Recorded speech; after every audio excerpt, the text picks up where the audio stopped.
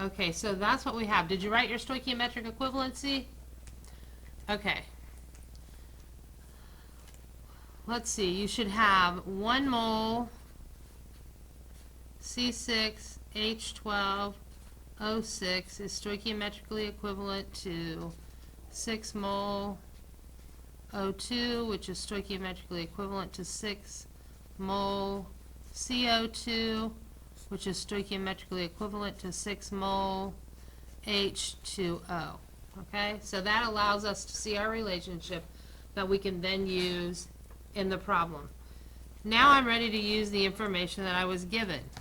I'm going to try to use this marker again. So I'm going to start with my 1 gram C6H12O6. And in order to use my stoichiometric equivalency, I need to know how many moles there are of it. So calculate the number of moles of glucose you have, just like we've been doing. Figure that out.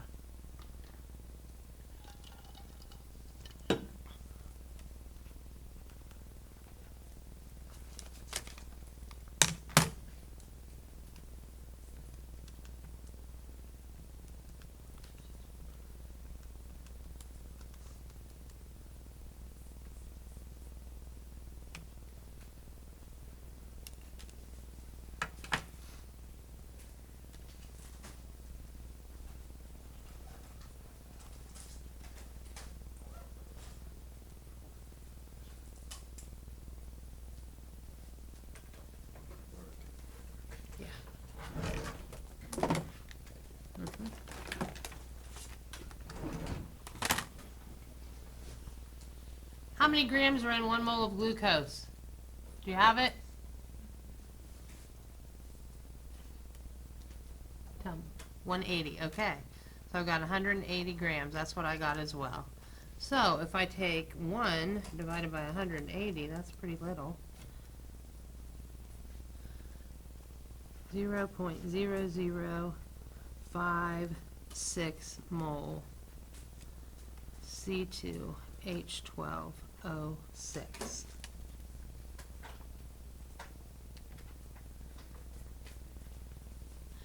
Now I can use my stoichiometric equivalency.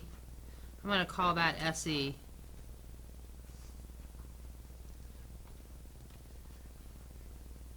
To find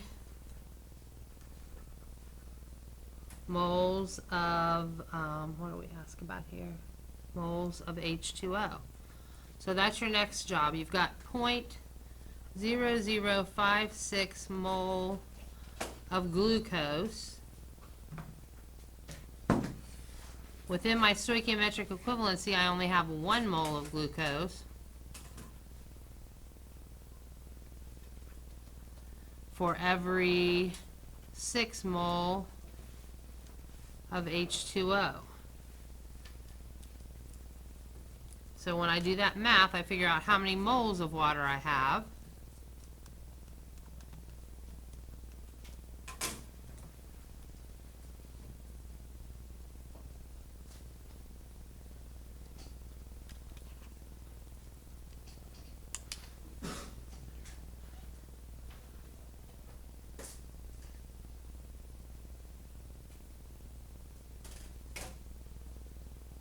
Fletch, how many moles of water do I have? Have you punched it in?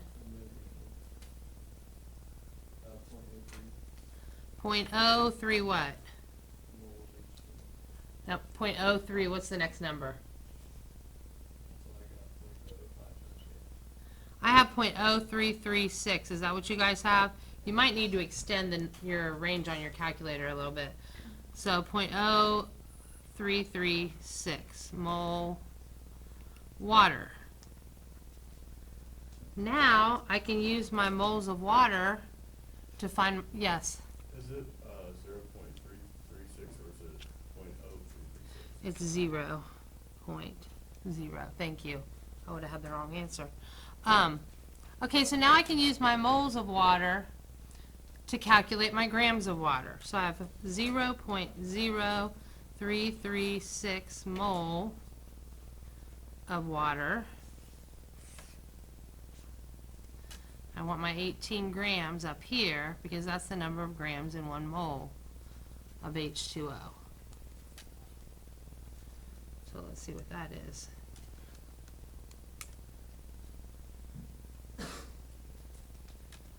Zero 0.6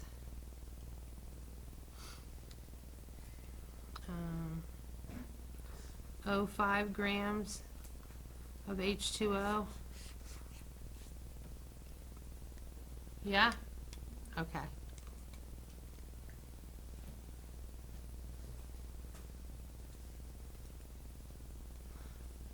This right here becomes super important in these problems, so always double check your balancing in an equation, because if you have the wrong stoichiometric equivalency, it's going to make all this stuff down here incorrect.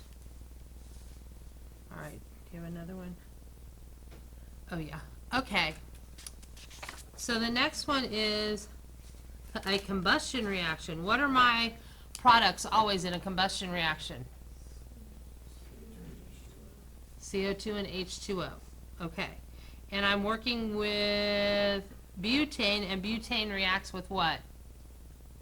What are my reactants? Butane and oxygen. Okay. And I have given you the chemical formula for butane.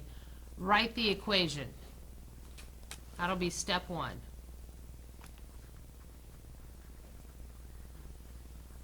Write the valid equation, I should say, which means you have to balance it. When you have it written in balance, stand up.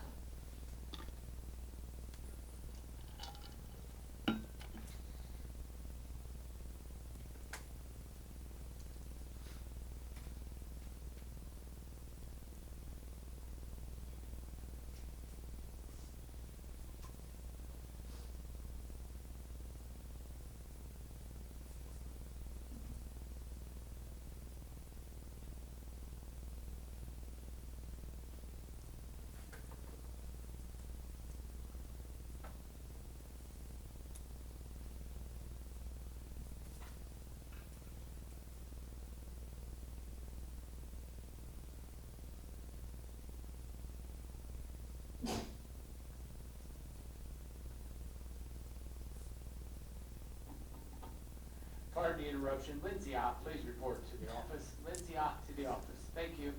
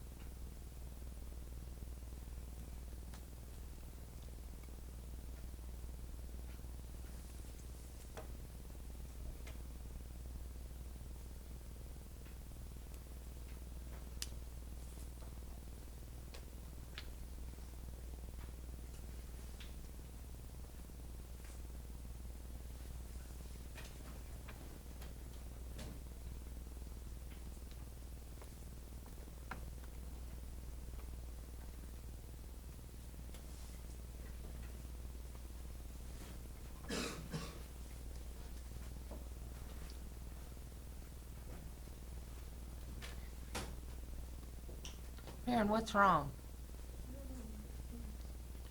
So all you're doing is writing the equation. It's a combustion reaction. I gave you the hydrocarbon. The hydrocarbon always reacts with oxygen, and you always get water and carbon dioxide. So that should help you write your equation, and then all you have to do is balance it, which is more of the trick. Because it's a combustion, and they're always weird.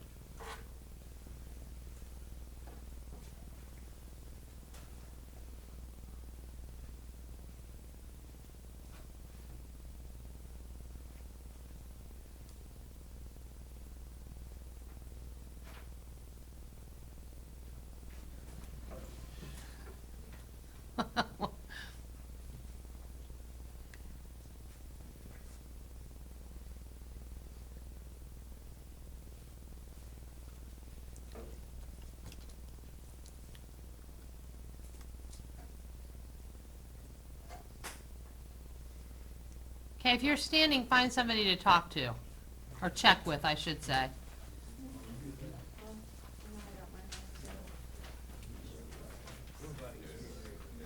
And then we'll talk about it. Do you two agree? And it was all balanced, but I realized that I thought it was C2, so I had originally 2 carbon written down for that side. Okay, let's talk about it and see if you're right or not. So I'm starting with what you were given, my butane, my C4H10. It's a combustion reaction. Also, these are always gases.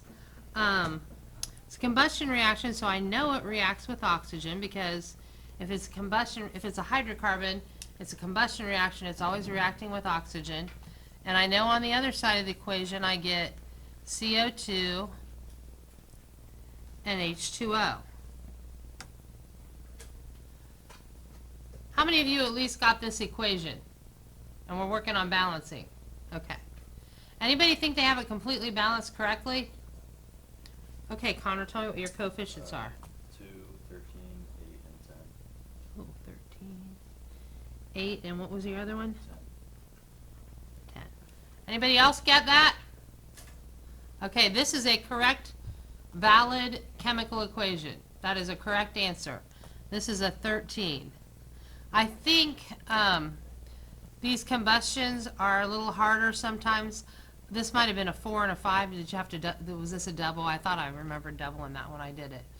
So if you end up with that odd number, like if you had a 4 here and a 5 here, that's a 9. That should automatically tell you, oh, I need to double those because I want an even number over there.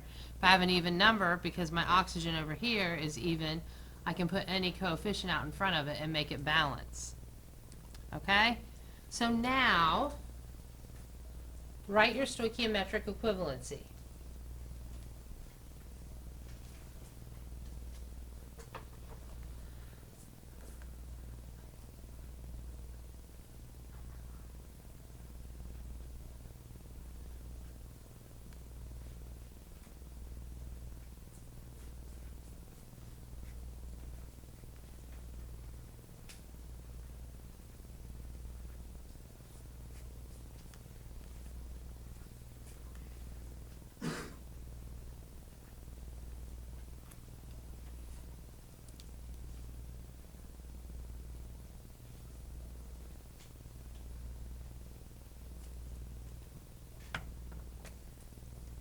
Okay, does your stoichiometric equivalency look like mine? All right, so now it says, calculate the mass of carbon dioxide produced when 1 gram of butane is burned. So that's telling me I'm working with butane. So I've got to take my 1 gram of butane, and I've got to convert it to moles of butane so that I can use my stoichiometric equivalency. Let's see.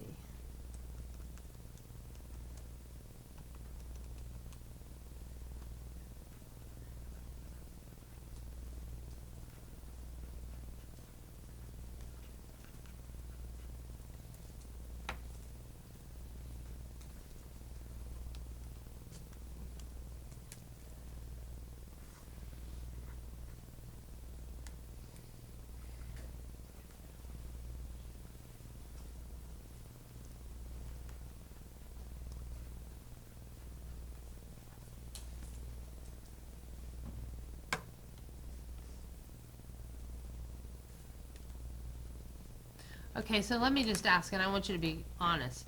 Nobody's having trouble with this part right here, correct? Okay, because if you are, speak up. So did we all get 0.0172 mole? Now what do I want to do with that next? I've got my moles of butane. What am I being asked for in the problem? Grams of what? Carbon dioxide. So I have to use my moles of butane and figure out my moles of carbon dioxide. So I'm going to go moles C4H10 to moles CO2. And to do that, I'm going to use my stoichiometric equivalency. So see if you can set that up.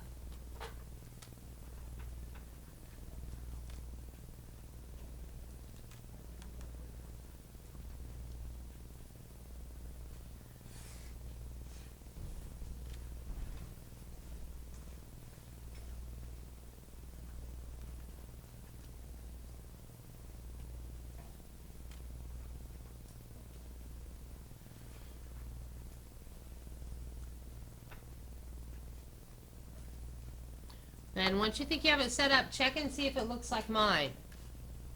See if we're all on the same page. And if you have a question about how to get that, please ask.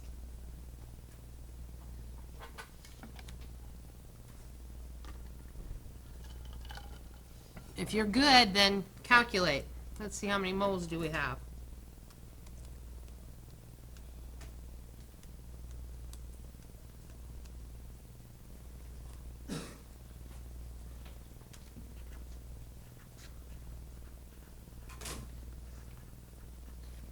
Then check and see if I'm right.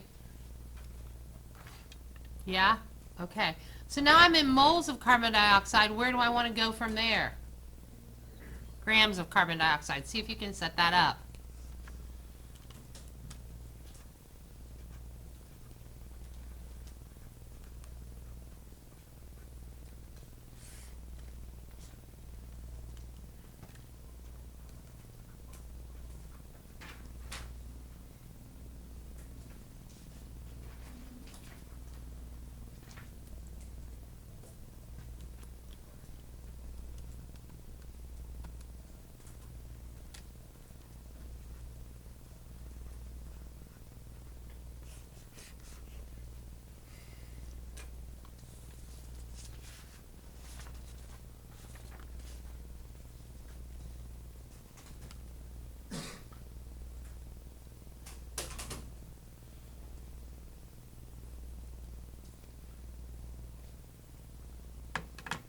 Good? 3.03. All right, any questions about this process? All right. Try to show you one more thing. All right, so your next page talks about the limiting reactant and the excess reactant. Anybody have any idea what that might be based on the words that are out in front? Jacob. So the limiting reactant would be the one that is in shorter supply, and the excess. Okay, so if it's in shorter supply, what is it in control of? Yes, how far the reaction goes. So it's the one that controls the output of the reaction. So the limiting reactant is the reactant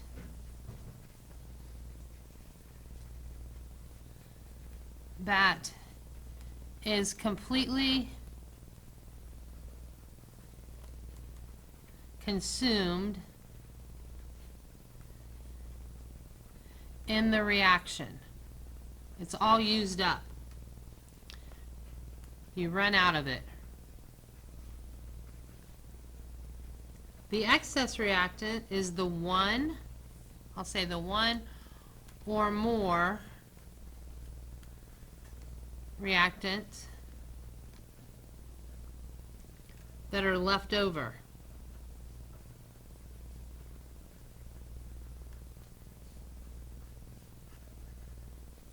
At the end of the reaction.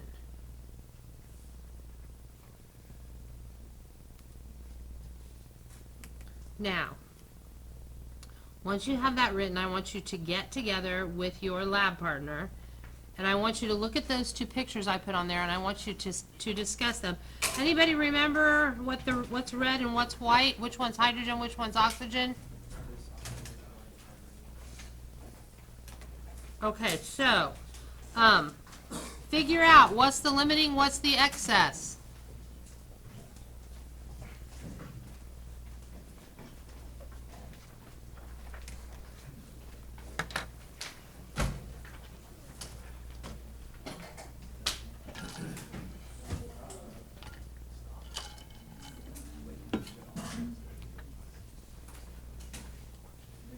What's the limiting, what's the excess, and why?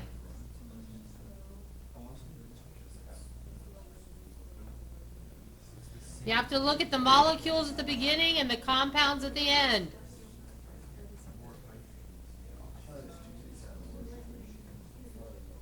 You have to think about what you're making.